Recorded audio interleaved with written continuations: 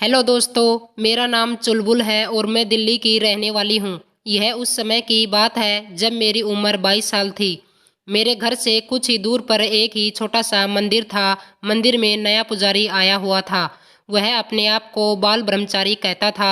उसकी उम्र करीब 45 साल का था। देखने में सांवला था, मगर शरीर उसका बहुत कसा हुआ था।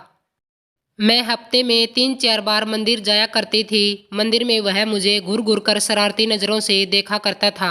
मुझे उसके नियत पर शक होने लगा था, मगर मन ही मन मुझे अच्छा भी लगता था, क्योंकि उसका बदन बहुत ही ज्यादा कसा हुआ था, जो दिखने में काफी आकर्षित लगता था। एक दिन मैं बहुत सुबह ही मंदिर पहुंच गई थी। वहां पहुंचने पर देखा कि पुजारी नहा रहा है। वह मेरी तरफ देखकर मुस्कुरा दिया और रुकने के लिए इशारा किया। वह खुले में नल के नीचे नहा रहा था।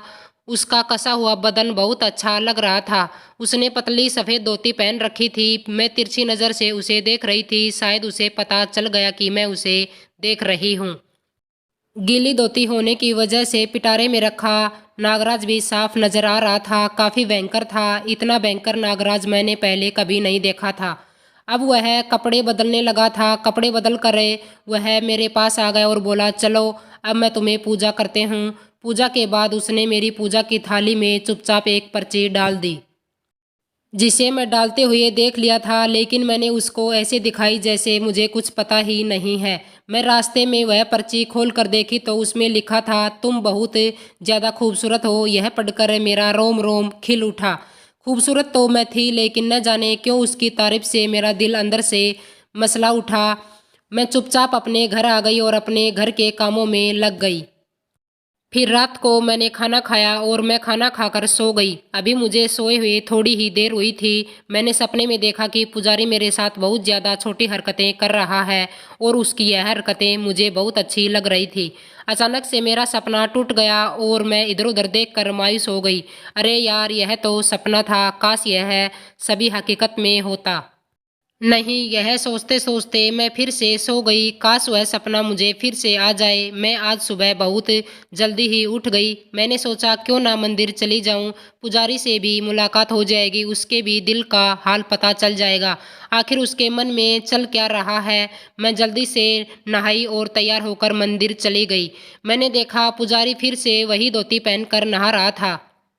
इस बार नहाने में उसने बहुत ज़्यादा देर लगाई और मुझे बैठने के लिए इशारा कर दिया। मैं वहीं से बैठी बैठी उसे घूर रही थी। थोड़ी देर बाद वह नहा कर आया और बोला, चलो तो मैं पूजा करता हूँ। वह बार बार मेरी तरफ बड़े ध्यान से देख रहा था। शायद वह भी जानना चाहता था कि मेरे मन में क्या चल रहा है, लेकिन मैं तो अनजान बनी रही और ना ही मैंने उसे उस पर्ची के बारे में पूछा। थोड़ी देर पूजा करने के बाद उसने मेरे पास आकर धीरे से कहा, तुम बहुत सुंदर हो। मैंने कहा, पुजारी जी आप तो बाल ब्रह्मचारी हो, आपको ऐसी बात शोभा नहीं देती। वह बोला, मैंने तो तुमसे ऐसे ही बोल दिया था कि मैं बाल ब्रह्मचारी हूँ। मैं तो सिर्फ पुजारी हूँ, मगर मेरा भी तो मन ही है, कभी कभी बहक जाता है। अच्छा यह बताओ कि जब मैं नहा रहा था तो तुम क्या देख रही थी। मैं थोड़ी शर्मा गई, मगर हिम्मत करके बोली, कुछ नहीं पुजारी जी, मैं आपका शरीर देख रही थी और कुछ नहीं। पुजारी मुस्कुरा कर बोला, और कुछ नहीं तो बोलो मेरा शरीर कैसा लगा। मैंने कहा, पुजारी जी आपका शरीर भयंकर है, मुझे आपसे डर लगता है, आप तो बड़े समझदार लगते हैं। इस पर वह बोला, अरे चलो थोड़ी बातें करते हैं, अभी कोई नहीं है। और हम दोनों बैठ गए। पुजारी जी आप बाल ब्रह्मचारी के नाम से बहुत मजे कर चुके हो, आप तो बहुत खराब आदमी लगते हो। मैं आपके बारे में सबको बता दूंगी, मैंने नाटक करते हुए कहा। पुजारी कुछ डर गया और कहने लगा, प्लीज ऐसा मत करना, मैं तुम्हें कुछ नहीं कहूँगा, मेरी बहुत बदनामी हो गई अगर तुमने किसी से कुछ कहा तो। मैंने कहा, ठीक है नहीं कहूँगी पुजारी। अब थोड़ी तसल्ली हुई। फिर पुजारी बोला, अरे अपना नाम तो बता दो। मैंने कहा, मुझे लोग चुलबुल कहते हैं। अच्छा ठीक है, अब मैं चलती हूँ, लेकिन मैं कल शाम में फिर आऊँगी और आपसे और बातें करूँगी। और मैं मुस्कुरा कर चल दी। दूसरे दिन करीब 7 बजे मंदिर गई तो देखा कि पुजारी जी अकेले बैठे हुए हैं। मैंने पूछा, अरे पुजारी जी आज कुछ चिंतित लग रहे हो। उस समय अंधेरा हो चुका था। मैंने उनके गाल पकड़कर दबा दिए।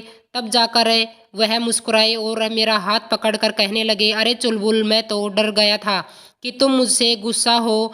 मैंने नाटक करते हुए कहा, नहीं ऐसा भी नहीं है। मैंने कहा, पुजारी जी आपकी उम्र तो काफ़ी लगती है, आपने शादी नहीं की अभी तक। वह बोले, शादी तो की है लेकिन पत्नी मेरे गांव में रहती है और मैं यहाँ रहता हूँ। मैंने कहा, तो फिर पत्नी को अपने साथ क्यों नहीं रखते? पुजारी बोला, मेरी पत्नी जब भी शहर आती है तो वह बीमार हो जाती है, इसलिए उसे गांव में रहना ही पसंद है। मैंने कहा, पुजारी जी फिर तो आपको बहुत याद आती होगी अपनी पत्नी की। पुजारी बोला, हाँ बहुत याद आती है, लेकिन क्या करूं मैं। पुजारी को तसल्ली देते हुए उसके कंधे पर हाथ रखा। उसने मेरा कंधे से हाथ उठाकर चूम लिया और मैं थोड़ी सह गई। फिर पुजारी जी मेरा हाथ पकड़कर कमरे में ले गया। पुजारी से मुझे बहुत प्यार हो गया। आपको ये कहानी कैसी लगी प्लीज़ कमेंट करके ज़रूर बताएं और वीडियो को लाइक करें और शेयर करें, सब्सक्राइब करें। धन्यवाद।